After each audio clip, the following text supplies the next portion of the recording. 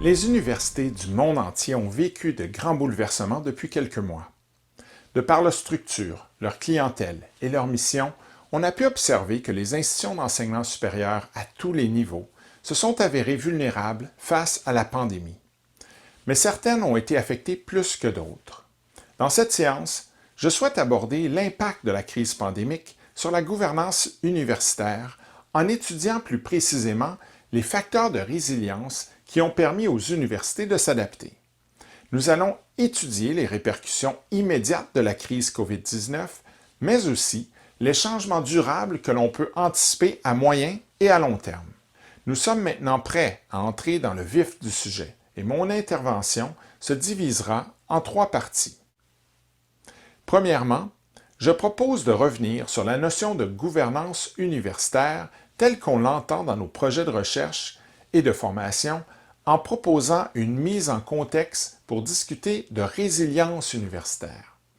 Deuxièmement, j'aimerais analyser les facteurs de résilience universitaire qui ont joué un rôle immédiat dans la gestion et la gouvernance de la crise pandémique COVID-19. Et troisièmement, mon exposé se termine en proposant quelques pistes de réflexion sur la gouvernance post-crise et surtout une réflexion sur les effets durables de la crise pandémique sur la gouvernance universitaire.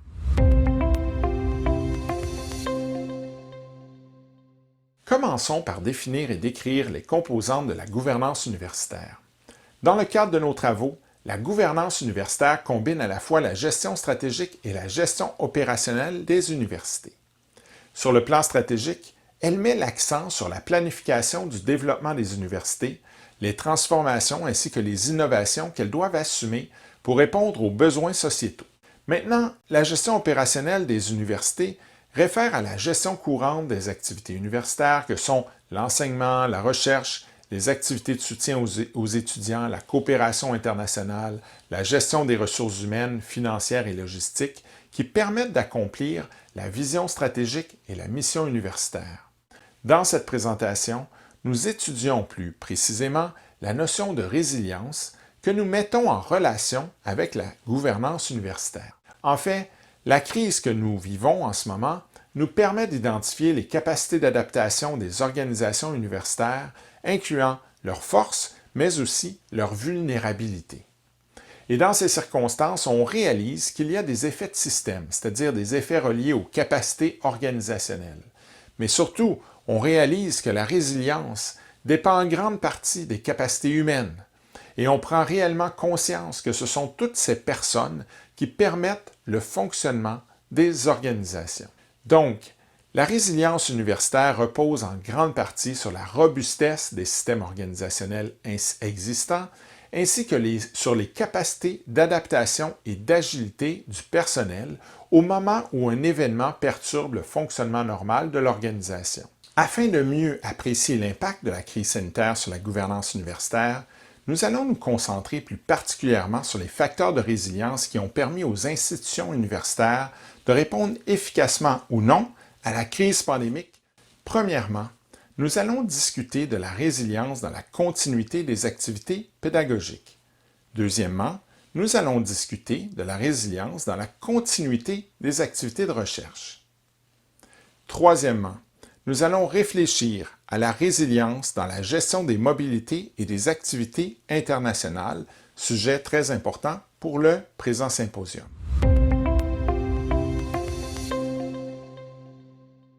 Pendant la crise pandémique, la priorité de la plupart des universités a été le maintien et la continuité des activités pédagogiques. Les professeurs comme les étudiants ont dû s'adapter rapidement à des outils informatiques et technologiques afin de repenser la manière d'enseigner ou d'apprendre pour la plupart d'entre eux. Du point de vue de la gouvernance, l'enjeu était de réorganiser les ressources pédagogiques et la répartition des compétences et d'opérer un transfert rapide des salles de classe et d'enseignement traditionnels vers les ressources d'enseignement à distance. Il importe de souligner que les universités n'avaient pas toutes les mêmes capacités pour transiter aussi rapidement d'un mode d'enseignement vers un autre dans un aussi court laps de temps. Selon moi, les facteurs de résilience et d'adaptation reposaient principalement sur 2 dimensions. Premièrement, le facteur technologique. Il existe un grand écart entre les universités qui disposaient d'une plateforme d'apprentissage en ligne directement mobilisable et celles qui n'avaient pas encore acquis ou qui n'avaient pas encore généralisé ce genre de plateforme dans l'éducation plus conventionnelle. Cela nécessitait d'avoir fait un choix institutionnel en faveur d'une plateforme ou d'une autre, d'avoir des politiques et des règles pour l'usage de la plateforme et de disposer à l'interne d'une capacité technique pour l'usage de ces technologies. Le deuxième facteur de résilience reposait selon moi sur la culture organisationnelle, c'est-à-dire sur la masse critique des professeurs permanents, de chargés de cours, d'enseignants à temps partiel ou de vacataires ayant pris l'habitude d'utiliser les plateformes d'apprentissage en ligne ou ayant même adopté des méthodes pédagogiques que l'on associe avec les méthodes d'enseignement en ligne ou à distance, comme les cours entièrement enseignés en ligne, les cours hybrides, les classes inversées, etc. Sans oublier que les étudiants qui ont eu au préalable l'opportunité d'utiliser les plateformes dans plusieurs de leurs cours ou qui avaient expérimenté les cours en ligne ou à distance avant la crise pandémique étaient davantage en mesure de s'adapter à la situation également.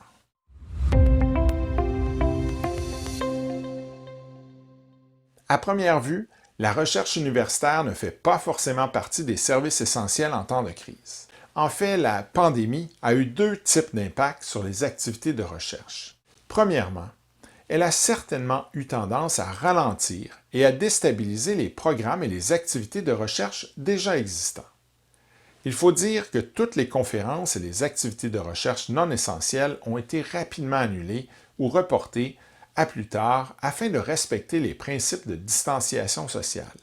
Comme nous le mentionnions plus tôt, cela a eu un impact notamment sur les activités internationales des universités. Plusieurs professeurs en échanges internationaux ont dû interrompre leurs recherches temporairement ou reporter des voyages. Dans le domaine scientifique, la fermeture de plusieurs laboratoires de recherche a eu pour conséquence d'interrompre les activités de recherche pendant plusieurs semaines. Dans le domaine des sciences sociales et des humanités, les possibilités de poursuivre les activités de recherche se faisaient avec moins de contraintes, mais cela dépend toujours de la disponibilité et de la prédisposition psychologique du chercheur.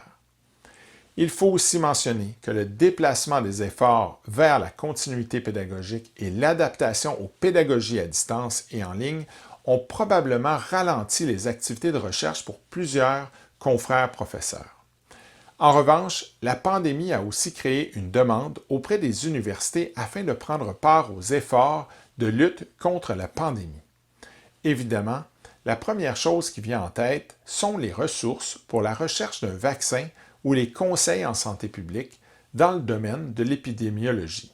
Mais il y a de nombreux secteurs des sciences de la santé, mais aussi des sciences sociales et humaines qui ont été mis à contribution, soit pour trouver des solutions ou pour mieux comprendre et faire face à la pandémie. Dans ce contexte, plusieurs organismes subventionnaires ont mis à la disposition des chercheurs des fonds spécifiquement dédiés à la lutte contre la pandémie et à la compréhension du phénomène. Il s'agit donc d'une période exceptionnelle pour la recherche, tant sur le plan des opportunités de financement que du point de vue de l'analyse d'un phénomène qui se déroulait en temps réel sous nos yeux. Toutes ces nouvelles opportunités imprévues ont permis à de nombreuses universités à travers le monde de se trouver un nouveau créneau de recherche et de continuer à innover dans un court laps de temps. Du point de vue de la gouvernance, l'accès aux informations stratégiques pour connaître les opportunités de financement et surtout les activités de soutien et d'encouragement aux professeurs pour la préparation des dossiers s'est avéré essentiel. Il faut comprendre qu'au début de la crise, les professeurs et les chercheurs étaient plutôt en mode urgence et n'avaient pas forcément la tête à la recherche. Aussi, d'un point de vue de la résilience, il s'est avéré nécessaire que les services de recherche à l'échelle des administrations centrales, des facultés et au niveau des centres et instituts de recherche soient proactifs, puisque sur le plan individuel, il y avait beaucoup d'incertitudes. L'existence d'une vision stratégique forte et la question du leadership sont ici très importants quand vient le temps de saisir des opportunités de recherche imprévues. L'existence d'infrastructures et de structures de recherche comme des centres et des instituts dynamiques et fonctionnels vont jouer un rôle primordial dans la construction des équipes de recherche et la préparation des demandes de financement dans de telles circonstances. En bref, si les programmes de recherche déjà existants ont eu tendance à être impactés négativement par la pandémie, au même moment, une série de nouvelles initiatives et de nouveaux fonds de recherche pour des études liées à la pandémie ont permis à des équipes de recherche de maintenir une certaine dynamique de recherche au sein des établissements universitaires.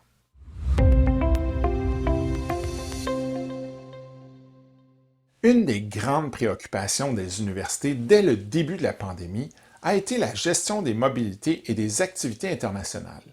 Les universités sont responsables des membres de leur communauté, qu'ils soient présents sur le campus ou à l'extérieur du campus.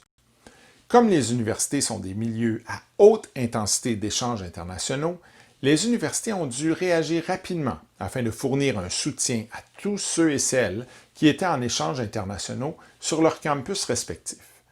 Avec les frontières qui se sont refermées rapidement, il fallait aussi rapatrier toutes les personnes de la communauté universitaire souhaitant revenir au pays. Il fallait aussi s'occuper de ceux et celles qui ne pourraient pas retourner dans leur pays.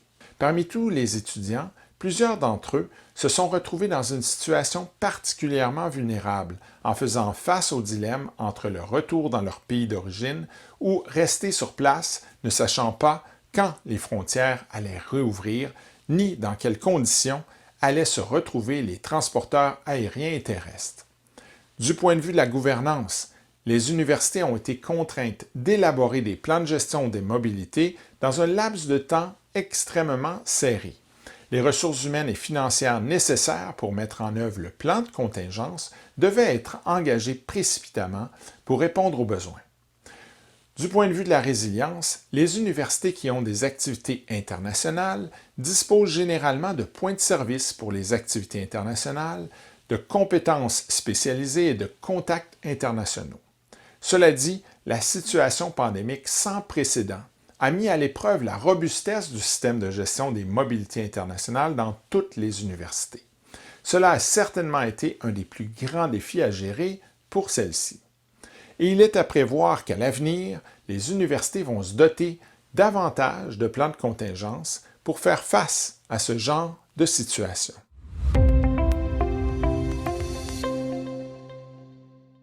Pour terminer, j'aimerais réfléchir avec vous aux pratiques innovantes déployées pendant la crise qui pourraient potentiellement avoir un impact durable sur la gouvernance universitaire. Avec mon équipe de recherche, nous avons commencé à étudier les réponses adaptatives que les acteurs universitaires ont mis en œuvre un peu partout afin d'analyser les implications potentielles à long terme de ces actions. Comme la propagation massive du coronavirus est un phénomène mondial contemporain, toujours en évolution en fait, la littérature universitaire sur le sujet est pratiquement inexistante. Notre recherche s'appuie donc pour le moment sur l'analyse de diverses sources comme des articles, des blogs, des séminaires et des forums de discussion en ligne, sans oublier nos propres travaux avec l'IFGU visant à saisir les témoignages des hauts dirigeants des universités francophones à travers le monde. En fait, l'apparition brutale de la crise pandémique a transformé les pratiques de gouvernance, de gestion, de pédagogie et de recherche d'une manière que l'on n'aurait jamais pu imaginer il y a de cela à peine quelques mois. Alors, à quoi peut-on s'attendre comme nouvelles pratiques innovantes qui s'installeront de manière durable dans la gouvernance des universités? Pour répondre à cette question, nous allons explorer le sujet sous 4 angles. Premièrement, l'impact sur la gouvernance universitaire de manière générale, l'impact sur les activités pédagogiques, l'impact sur les activités de recherche et enfin, l'impact sur la gestion des mobilités et des activités internationales.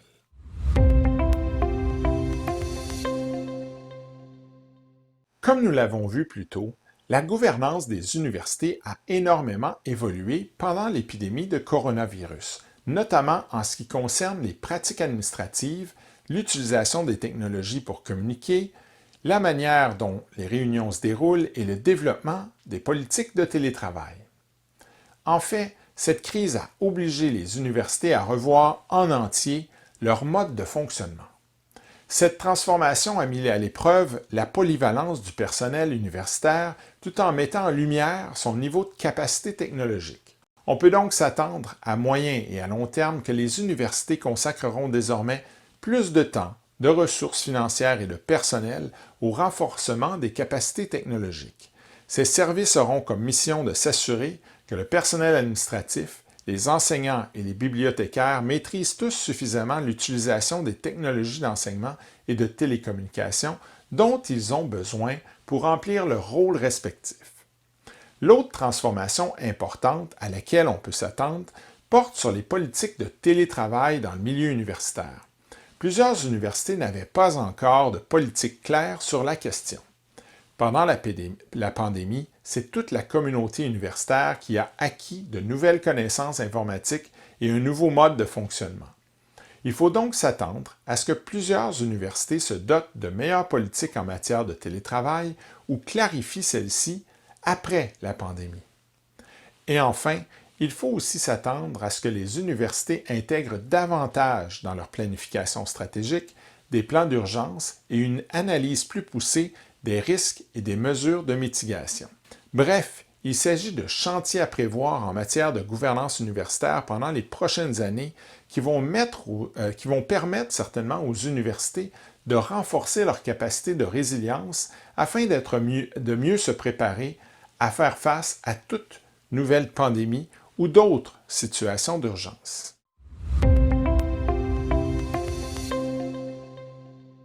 Premièrement, il importe de dire qu'il y a deux réalités complètement différentes auxquelles on assiste quand il s'agit d'étudier l'impact de la pandémie sur les activités pédagogiques à moyen et à long terme. Il y a tout d'abord la réalité des universités qui ont déjà accès aux équipements informatiques et aux plateformes technologiques d'apprentissage en ligne et qui sont situées géographiquement dans des endroits où l'accès au réseau Internet est facile du point de vue de la disponibilité, du débit et du coût. Normalement, les universités qui ont accès aux conditions technologiques ont commencé à intégrer dans leur planification stratégique une forme ou une autre de stratégie de développement de cyberapprentissage. Dans ce contexte, ils ont une longueur d'avance sur les autres. La plupart des universités ayant un accès généralisé aux technologies avant la pandémie offraient déjà des cours en ligne, mais à une plus petite échelle que ce que l'on observe présentement dans la situation actuelle. Le passage rapide au cyberapprentissage pendant la crise a forcé tous les enseignants et les étudiants à se familiariser à ce type d'enseignement et montrer l'intérêt de l'apprentissage électronique, ouvrant ainsi la porte à une diversification des pédagogies universitaires. Cela dit, la plupart des sondages effectués depuis le début de la pandémie montrent qu'une majorité d'étudiants déclarent que les cours en ligne ne sont pas aussi efficaces ni aussi intéressants que l'enseignement en personne et en présentiel. Sans compter qu'une grande partie du personnel enseignant n'est pas encore prêt ou même disposé à adopter ce genre d'approche. Malgré les hauts et les bas de l'enseignement à distance, cela a quand même permis aux universités de réfléchir aux différents modes d'enseignement en tenant compte de la diversité de leur population étudiante et de la diversité de leurs besoins. Les universités ont donc pris conscience que l'apprentissage en ligne peut contribuer à la diversification de leur population étudiante, principalement parce que les cours en ligne permettent de rejoindre un plus grand nombre d'étudiants et probablement aussi à moindre coût pour les institutions et les étudiants eux-mêmes.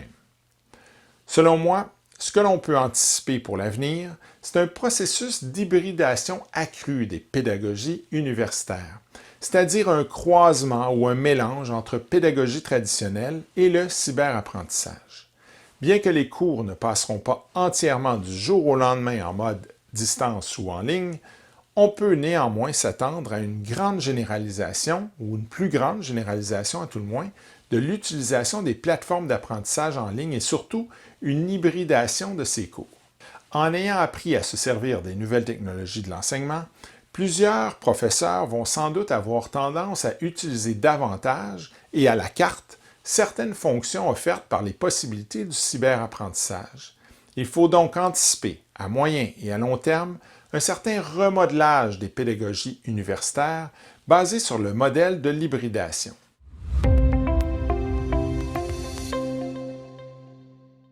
Comme nous l'avons vu plus tôt, les activités de recherche universitaire ont été affectées de manière immédiate par l'épidémie de coronavirus.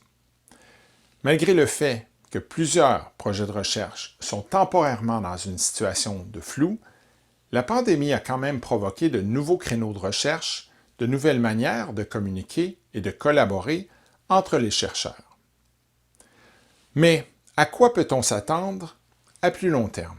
Premièrement, il faut dire que les pratiques de distanciation sociale et l'apprentissage des outils de communication en ligne ont permis aux chercheurs de réaliser qu'ils peuvent poursuivre leurs études en limitant leurs déplacements tant localement qu'à l'étranger. Par exemple, le Centre d'études en gouvernance que je dirige a pris la décision de passer au mode virtuel pour tous ses événements publics comme ses conférences et ses séminaires, et ce, jusqu'à nouvel ordre.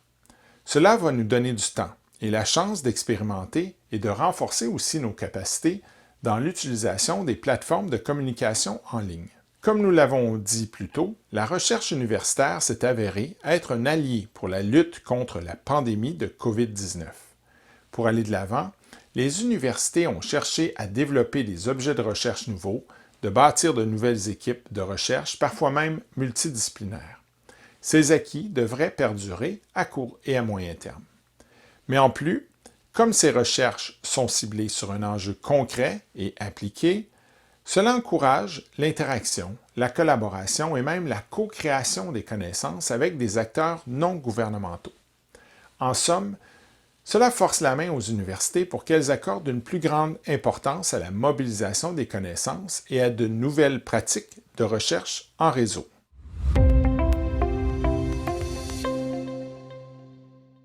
S'il y a un secteur de la gouvernance universitaire qui sera durablement touché par la pandémie, c'est sans doute la gestion de la mobilité et des activités internationales.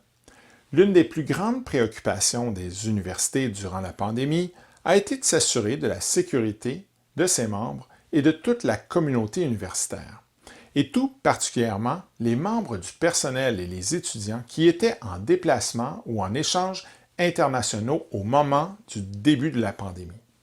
Il est donc à prévoir qu'il y aura beaucoup de leçons qui seront tirées de la gouvernance des activités internationales dans toutes les institutions d'enseignement universitaire. Il faut d'abord s'attendre qu'à moyen terme, il y aura une diminution des inscriptions de la part des étudiants internationaux également. Ou à tout le moins, il faudra prévoir que certains étudiants qui sont retournés dans leur pays d'origine ou ceux qui se sont nouvellement inscrits ne seront pas en mesure de se déplacer pour la prochaine rentrée scolaire. Il faudra donc prévoir des accommodements et cela passera par une plus grande utilisation de l'enseignement à distance. En ce qui concerne les frais de scolarité universitaire, les étudiants internationaux ressentent la pression de devoir payer la totalité des coûts de l'enseignement alors que la formation se fera à distance et tous les autres avantages comme l'interaction avec les autres étudiants, les programmes de stage, la possibilité d'occuper un emploi à temps partiel sur le campus ou à l'extérieur ne leur seront pas offerts à court terme à tout le moins. Devant cette situation, les universités ressentent une certaine pression également pour transformer les modalités de prestation des services, mais aussi une pression afin d'abaisser les frais de scolarité pour arriver à attirer ou à retenir les étudiants et surtout alléger leur fardeau financier. Bref, il s'agit là d'un bon casse-tête pour la gestion et la gouvernance universitaire. À moyen et à long terme, la pandémie aura aussi un impact important sur la mobilité internationale. Présentement, la pandémie a mis abruptement fin aux programmes d'échanges internationaux, aux stages internationaux des professeurs et des étudiants. Cela a pour effet direct de ralentir le mouvement d'internationalisation de plusieurs universités. Certains étudiants qui étudient dans des programmes à vocation internationale ou qui souhaitaient même acquérir de l'expérience internationale pendant leurs études pourraient ne pas pouvoir bénéficier de ces expériences pendant la période de leurs études en fonction de la durée des effets de la pandémie sur les déplacements internationaux. Sans compter que l'on doit anticiper que les frais de voyage internationaux seront à la hausse pendant les prochaines années. Bref, à plus long terme, les universités devront revoir leur gestion de l'internationalisation, que ce soit les politiques de frais de scolarité et des services offerts aussi aux étudiants étrangers, ainsi que les politiques de mobilité internationale pour les professeurs et les étudiants.